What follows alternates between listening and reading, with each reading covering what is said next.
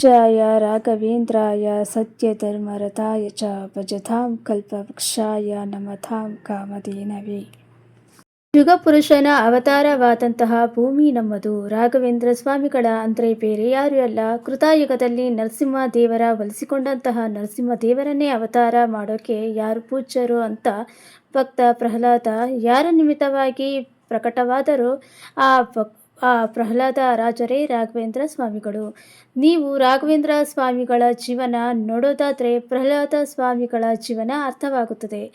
ಎಲ್ಲ ಋಷಿಮುನಿಗಳು ತಮ್ಮ ಸಾಧನೆಗೋಸ್ಕರ ಧ್ಯಾನ ಮಾಡಿದರೆ ಪ್ರಹ್ಲಾದರು ಹೇಳ್ತಾರೆ, ನನಗೆ ಇದರಲ್ಲಿ ಎಲ್ಲ ಇಷ್ಟವಿಲ್ಲ, ಜನರನ್ನು ಉದ್ಧಾರ ಮಾಡಬೇಕು ಅಂತ ಹೇಳಿ ಜನರೆಲ್ಲ ತಪ್ಪು ದಾರಿಗಳಲ್ಲಿ ನಡೀತಾ ಇದ್ದಾರೆ, ಅವರನ್ನೆಲ್ಲ ಧರ್ಮದ ಮೂಲಕ ಸರಿಯಾದ ಮಾರ್ಗದಲ್ಲಿ ನಡೆಸುವುದು ನಮ್ಮ ಮುಖ್ಯ ಉದ್ದೇಶ ಅಂತ ಹೇಳಿ ಭಗವಂತನಲ್ಲಿ 1596ರಲ್ಲಿ ರಾಘವೇಂದ್ರ ಸ್ವಾಮಿಗಳು ಜನನವಾಗುತ್ತದೆ.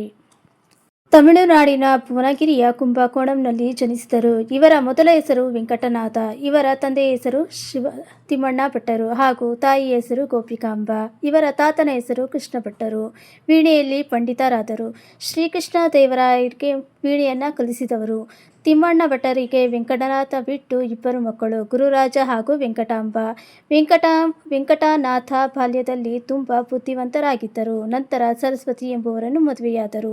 ಕುಂಭಕೋಣಂನಲ್ಲಿ ಸುಧೀಂದ್ರ ತೀರ್ಥರಲ್ಲಿ ಆಶ್ರಯದೊಂದಿಗೆ ವೇದಾಂತ, ವ್ಯಾಕರಣ ಮತ್ತು ಇತರ ಶಾಸ್ತ್ರ ಮೇಲಿನ ಸುಧಾರಿತ ಶಾಸ್ತ್ರಗಳನ್ನು ಕೀರ್ತಿಗಳನ್ನು ಅಧ್ಯಯನ ಮಾಡಿದರು. ಹಲವಾರು ಚರ್ಚೆಗಳೊಂದಿಗೆ ಪಾಲ್ಗೊಂಡರು. ತನಗಿಂತ ಉನ್ನತ ಮಟ್ಟದಲ್ಲಿದ್ದ ವಿದ್ವಾಂಸರನ್ನೆಲ್ಲ ಸೋಲಿಸಿದರು. ವೆಂಕಟನಾಥ ಅಪಾರ ಜ್ಞಾನಿ.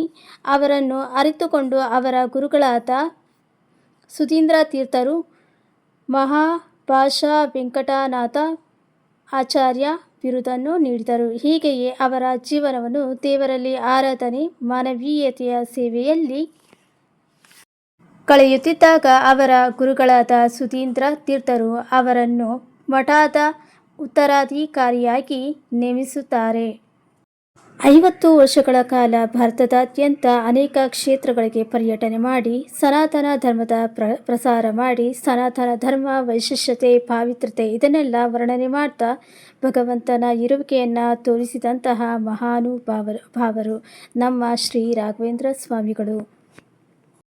ಓಕೆ ಫ್ರೆಂಡ್ಸ್, ಇನ್ನು ಹೊಸ ವಿಡಿಯೋಗಳೊಂದಿಗೆ ನಾನು ನಿಮ್ಮ ಮುಂದೆ ಬರ್ತೀನಿ ಹಾಗೂ ಹೊಸ ವಿಡಿಯೋಗಳನ್ನ ಖಂಡಿತ ನಾನು ನಿಮ್ಮ ಜೊತೆ ಶೇರ್ ಮಾಡ್ಕೊಳ್ತೀನಿ. ಸೊ ನನ್ನ ಚಾನಲ್ನ ನೀವೇನಾದರೂ ಸಬ್ಸ್ಕ್ರೈಬ್ ಮಾಡ್ಕೊಂಡಿಲ್ಲ ಅಂದರೆ ದಯವಿಟ್ಟು ಆದಷ್ಟು ಬೇಗ ಸಬ್ಸ್ಕ್ರೈಬ್ ಮಾಡ್ಕೊಳ್ಳೋದನ್ನು ಮರಿಬೇಡಿ. ಹಾಗೆ ಲೈಕನ್ನು ಕೊಟ್ಟು ಕಮೆಂಟ್ ಮೂಲಕ ಈ ವಿಡಿಯೋ ಹೇಗಿತ್ತು ಅಂತ ಕಮೆಂಟ್ ಮೂಲಕ ತಿಳಿಸಿ ಅಂತ ಕೇಳ್ಕೊಳ್ತೀನಿ. ಥ್ಯಾಂಕ್ಸ್ ಫಾರ್ ವಾಚಿಂಗ್ ಆಲ್ ಅಂತ ಹೇಳ್ತಾ ಹೋಗಿ ಬರ್ತೀನಿ. ಮತ್ತು ಹೊಸ ಕಂಟೆಂಟ್ಗಳೊಂದಿಗೆ ನಿಮ್ಮ ಜೊತೆ ನಾನು ಬರ್ತೀನಿ. Thank you for watching.